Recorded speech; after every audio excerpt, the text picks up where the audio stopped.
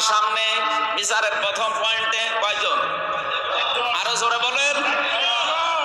দ্বিতীয় পয়েন্টে, এবার আমাদের বাংলাদেশে বিচার ব্যবস্থা যেমন সিস্টেম চারটা। প্রথম নাম্বারে সিএমএম কোর্টে বা ম্যাজিস্ট্রেট কোর্টে, এখান থেকে যদি আপনার বিরুদ্ধে রায় হয়, আপনি বলতে পারবেন না আমি মানি না, তাহলে রাষ্ট্রদ্রোহী মামলা হবে। এতটুকু বলা যায় যে আমি ন্যায় বিচার পেলাম না, তাহলে কি করবেন আপনি? যান উপরে যান, জজ কোর্টে যান। জজ কোর্ট থেকে আপনার বিরুদ্ধে যদি রায় আসে, আপনি বলতে পারবেন না যে আমি মানি না। এতটুকু বলার ক্ষমতা আছে যে আমি ন্যায় বিচার পেলাম না, আমি আরো উপরে যাব। কোথায় যাবেন আপনি? যান হাইকোর্টে যান। হাইকোর্ট থেকে আপনার বিরুদ্ধে যদি বিচার আসে যে আপনি অপরাধী, আপনি বলতে পারবেন না আমি মানি না, পারবেন? এতটুকু বলা যায় যে আমি ন্যায় বিচার পেলাম না, আমি আরো উপরে যাব। কোথায় যাবেন? সুপ্রিম কোর্টে যান। ওখান থেকে বাংলার প্রধান বিচারপতি এখন যিনি আছেন, এই যে নেত্রকোনায় বাড়ি, কি জানো না, ওবায়দুল হাসান, ওনার নেতৃত্বে যে 6 বেঞ্চ 6 জন বিচারপতি নিয়ে বেঞ্চ বানানো আছে, ওখান থেকে যদি একবার ঘোষণা আসে যে আপনার ফাঁসি,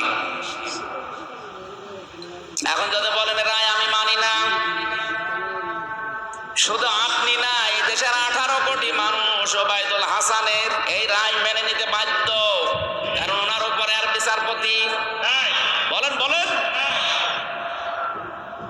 আমি বলছিলাম যেটা এই দেশের বিচার ব্যবস্থা আমরা 4টা ক্যাটাগরিতে আছে: ম্যাজিস্ট্রেট কোর্ট, জজ কোর্ট, হাইকোর্ট, সুপ্রিম কোর্ট।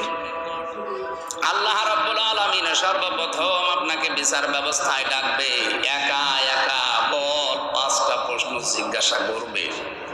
একেবারে স্রেফ আপনি একা দাঁড়িয়ে থাকবেন, কেউ থাকবেন আপনার সাথে। আব্দুল্লাহ বিন মাসউদ থেকে বর্ণিত হাদিসটা আমরা সকলেই জানি। কিয়ামতের দিন সর্বপ্রথম আল্লাহ আপনাকে 5টা জিনিস জিজ্ঞাসা করবে।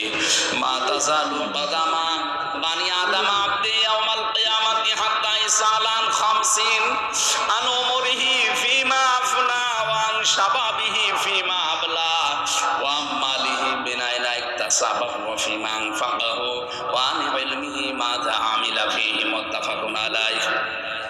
বুখারী মুসলিমের যত হাদিস, হযরত আব্দুল্লাহ বিন মাসউদ বলেন, সর্বপ্রথম আল্লাহ আপনাকে নিজের সামনে দাঁড় করিয়ে বলবে 5টা প্রশ্ন জিজ্ঞাসা করার পর সঠিক জবাব দিবি। যদি দিতে না পারিস সামনেও যেতে পারবি না, পেছনে যেতে পারবি না, জায়গায় দাঁড়িয়ে থাকবি। 1 নাম্বার, আন উমরিহি ফিমা আফনা, তোর একটা জীবন দিয়েছিলাম কি করে কাটালি বল। ও কক্সবাজার বাসী, পুরা জীবন না, আমার তো মাঝে মাঝে একা থাকলে এই পয়েন্টটা যখন মনে হয়, আল্লাহ পাক যদি বলে আমির হামজা তোরা 2024 সালের জানুয়ারি মাসের 31 তারিখ পর্যন্ত মাফ করে দিলাম, শুধু ফেব্রুয়ারির 1 থেকে 28, এই 28টা দিনের হিসাব দিয়ে জান্নাতে যাক। আমার তো এই 28 দিনের হিসাব দেওয়া সম্ভব না। আপনারা পারবেন না? আপনারা পারবেন।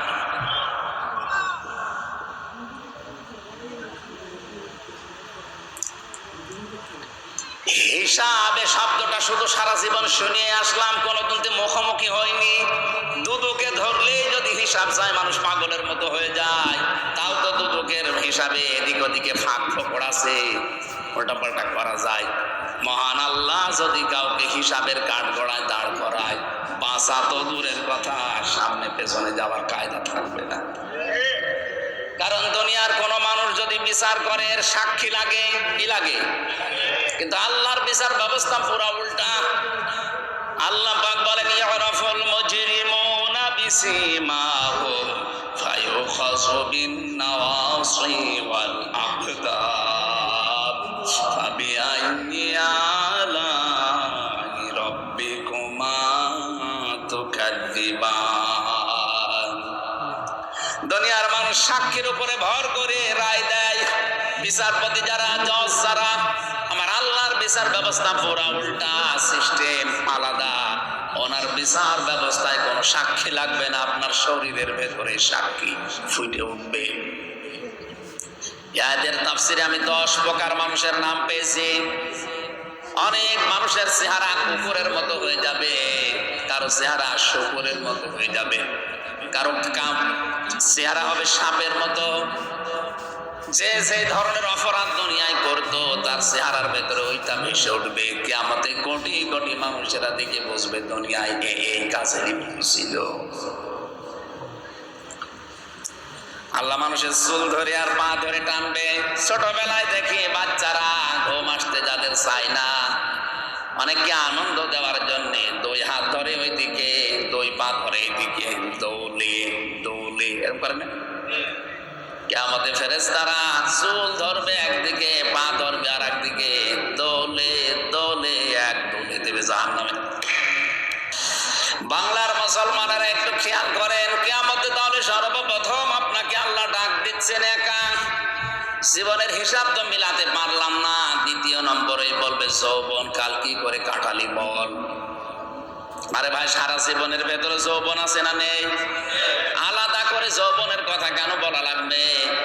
কারণ যৌবন কালেই মানুষ ভালো কাজ করে, যৌবন কালেই খারাপ কাজ করে।